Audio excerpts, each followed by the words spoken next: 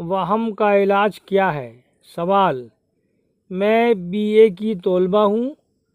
ہمارا گھر تھوڑا بہت مذہبی ہے، نماز تقریباً سب ہی لوگ پڑھتے ہیں، لیکن جب سے میں نے نماز شروع کی آہستہ آہستہ ایسی ہو گئی ہوں کہ اگر کسی کا پاؤں لگ جائے تو میں دھونے بیٹھ جاتی ہوں۔ اگر کسی جھاڑو کسی کپڑے کو لگ جائے تو فوراً دھوتی ہوں۔ اگر گیلا پوچھا کمرے میں لگتا ہے تو میں اس سے بچتی ہوں۔ چھینٹوں سے تو اس طرح بچتی ہوں کہ جیسے انسان آگ سے بچتا ہے۔ اگر پانی زمین پر گرا اور میرے کپڑوں پر چھینٹیں آ گئی تو پانی پائچے تک دھوتی ہوں کہ ہر وقت میرے پائچے گیلے رہتے ہیں، کیونکہ ہمارا چھوٹا سا گھر ہے۔ آخر کب تک کمرے میں رہا جا سکتا ہے؟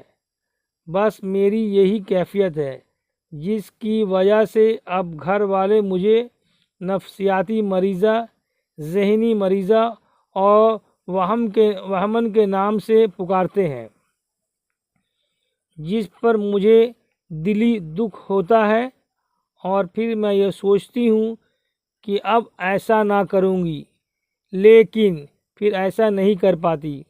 خیال آتا ہے اگر کپڑے ناپاک ہو گئے تو نماز نہ ہوگی۔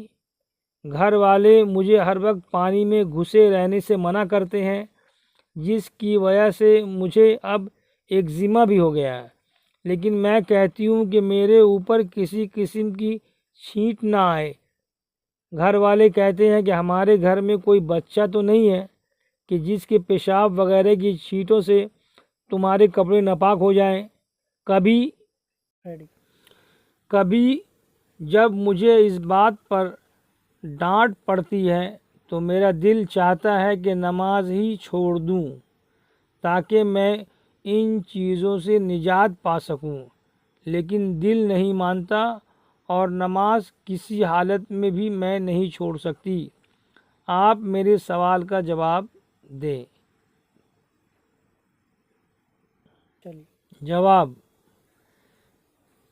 جواب یہ ہے کہ بیٹی، ایک بات سمجھ لو، اگر پاکی اور ناپاکی کا مسئلہ اتنا ہی مشکل ہوتا جتنی مشکل کہ آپ نے اپنے اوپر ڈال رکھی ہے تو دنیا کا کارخانہ ہی بند ہو جاتا۔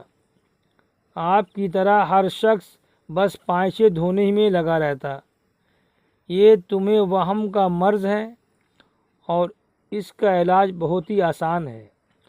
وہ یہ ہے کہ جن چیزوں کی وجہ سے آپ کو ناپاکی کی فکر لگی رہتی ہے اس کی ذرا بھی پرواہ نہ کرو، اور جب تمہارا شیطان یوں کہے کہ یہ چھینٹیں ناپاک تھے، فلاں چیز ناپاک تھی، تو شیطان سے کہا کرو کہ تو غلط کہتا ہے، میں تیری بات نہیں مانوں گی۔